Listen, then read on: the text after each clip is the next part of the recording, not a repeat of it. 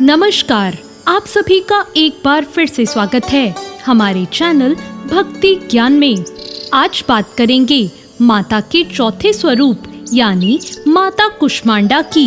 नवरात्रि के चौथे दिन माता के चौथे स्वरूप माता कुष्मांडा की पूजा अर्चना की जाती है। माता कुष्मांडा को ब्रह्मांड को उत्पन्न करने वाला माना जाता है। मान्यता है कि जब सृष्टि की उत्पत्ति नहीं हुई थी और चारों ओर अंधकार ही अंधकार था, तब इन्हीं देवी ने अपनी मंद हंसी से ब्रह्मांड की रचना की थी।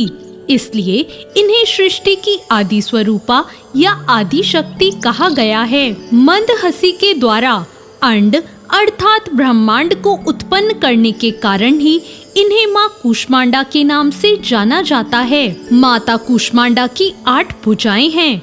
इनमें इन्होंने कमंडल, धनुष बाण, कमल पुष्प, अमृत कलश, चक्र, गदा और जपमाला थाम रखी हैं। जब चारों ओर सिर्फ अंधकार ही अंधकार था और सृष्टि का कोई अस्तित्व ही नहीं था, तब माँ कुष्मांडा ने अपनी मंद हंसी से सृष्टि की रचना की।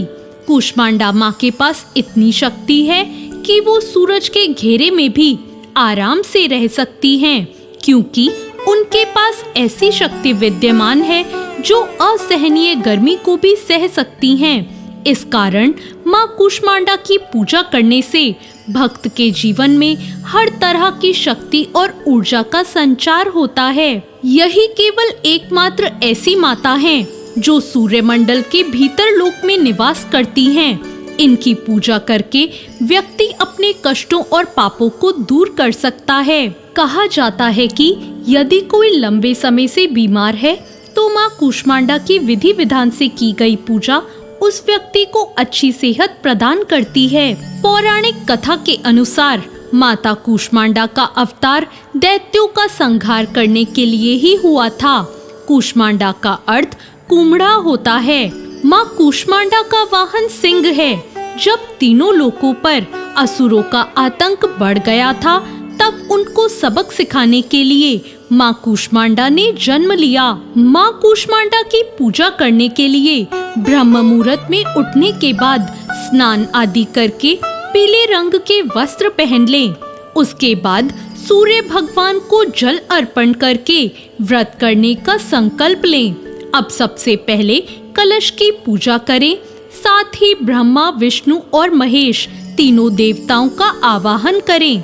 अब देवी को फूल और माला चढ़ाएं। पूजा के बाद माँ की कथा और आरती सुनें और मंत्रों का जाप करें और आखिर में माँ कुष्मांडा को भोग लगाकर उनकी आरती गाएं। माँ कुष्मांडा की पूजा करते हुए ओम कुष्मांडाय नमः मंत्र का जाप करें। माता की आरती करने के बाद प्रसाद बांटें और अंत में माता को अति प्रिय कुम्हड़े यानी कद्दू से बने पेठे या मालपुए का भोग लगाएं। या देवी सर्वभूतेषु माँ कुष्मांडा रूपेण संस्थिता, नमस्तस्यै नमस्तस्यै नमस्तस्यै नमो नमः। जय माँ कुष्मांडा। तो ये थी माँ कुष्मांडा की कथा। आपको ये कथा कैसी लगी कमेंट करके जरूर बताएं और साथ ही मेरे चैनल भक्ति ज्ञान को सब्सक्राइब करना ना भूलें। धन्यवाद।